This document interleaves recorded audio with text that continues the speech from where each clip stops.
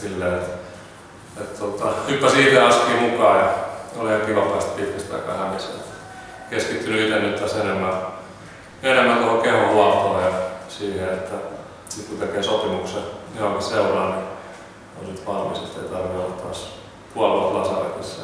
Tuntuu kroppa ihan hyvältä, että totta kai tarvii paljon tehdä sen eteen, että pystyy pelastamaan täysin kauden. Mutta tässä ohella niin tosiaan valmentanut nyt jonkun aikaa B-junioreiden kakkosvalmentajan Ronnierin kanssa. Ja ollut tosi antoisaa puuhaa ja nyt ollut tuossa kolmosdivari-joukkueen mukana myös kolmosvalmentajan roolissa. Ja ihan mielenkiintoiset näyttää. Paljon opittavaa itselleen tuossa valmennuspuolella. Intoa piisaa kyseessä nyt. 8 joo, että mä en itse asiassa tuntuu, että muut tietää paremmin ne ikävuodet tai vuodet, mitä mä oon siellä ollut kuin itse. Mutta siinä 8 ympäri se pyörii, että harmi, että tarina tälleen päättyy. Ja se on turha harmitella menneet.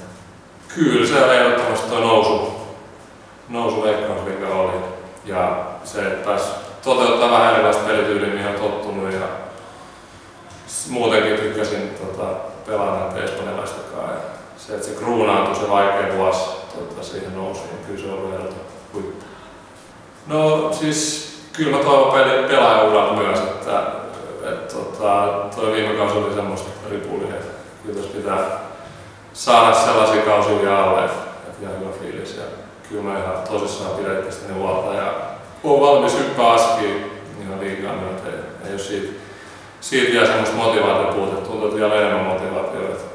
Just sen takia, että haluan näyttää, että haluan nauttia fudiksesta vielä ja sitten valmennuspuuhat tulee sen jälkeen, niin pitää opiskella paljon, että niin kuin tuossa on huomattu myös liigatasolla, niin se, että hyppäät pelaajasta valmentajaksi, se ei ole ihan niin simppeli, vaikka voisi niin luulla.